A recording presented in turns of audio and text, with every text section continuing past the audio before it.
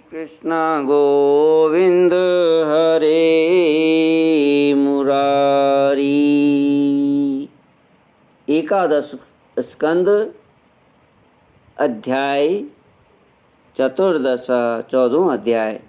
उद्धव जी ने पूछा, कमल नयन श्याम सुंदर, आप कृपा करके यह बतलाइए कि मुमुक्षु पुरुष आपका किस रूप से, किस प्रकार और किस भाव से ध्यान करे।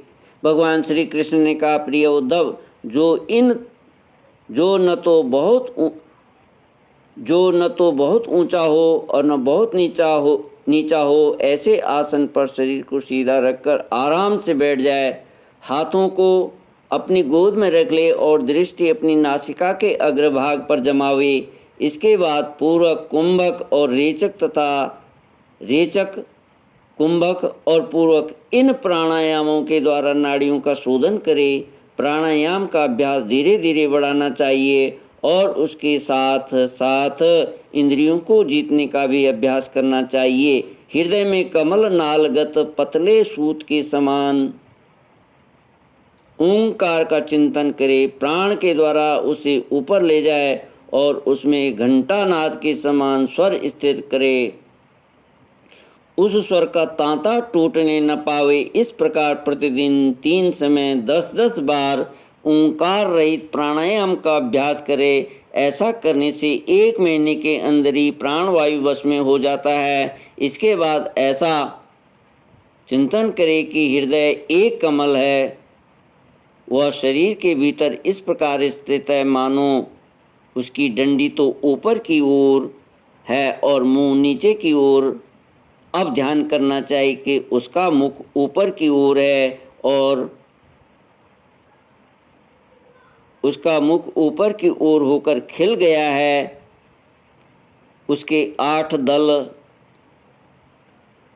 पंखुड़ियाँ, अष्टदल में पंखुड़ियाँ, और उनके बीचों बीच पीली पीली अत्यंत सुकुमार कर्णिका गद्दी है। कर्णिका पर कर्म से सूर्य, चंद्रमा और अग्नि का न्यास करना चाहिए। तदनंतर अग्नि के अंदर मेरे इस रूप का स्मरण करना चाहिए।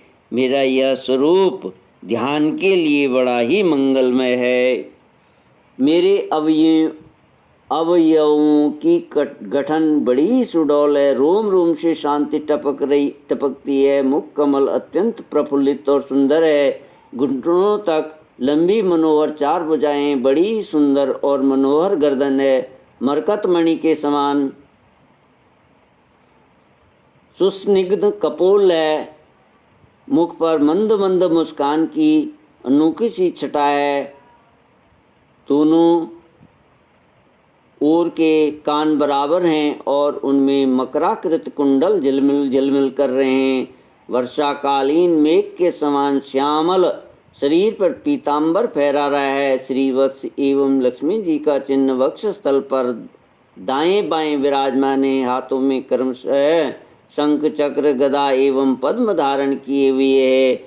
गले में वनमाला लटक रही है। चरणों में नूपुर शोभा दे रही है। गले में कौस्तुभ मणि जगमगा रही है। अपने अपने स्थान पर चमचमाते हुए किरीट, कंगन, करदनी, बाजूबंद श्याम शोभायमान हो रहे हैं। मेरा एक एक अंग अत्यंत सुंदर एवं हृदयहारी है। सुंदर मुख और प्यार भरी चितवन कृपा प्रसाद की वर्षा कर रही है। उद्धव, मेरे इस सुकुमार रूप का ध्यान करना चाहिए और अपने मन को एक एक अंग में लगाना चाहिए।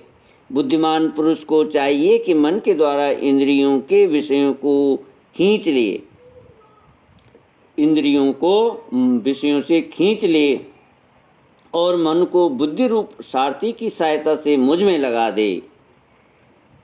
चाहे मेरे किसी भी अंग में क्यों न लगे, जब सारे शरीर का ध्यान होने लगे तब अपने चित्त को खींचकर एक स्थान में स्थिर करे और अन्य अंगों का चिंतन न करके केवल मंद मंद मुस्कान की छटा से युक्त मेरे मुख का ही ध्यान करे।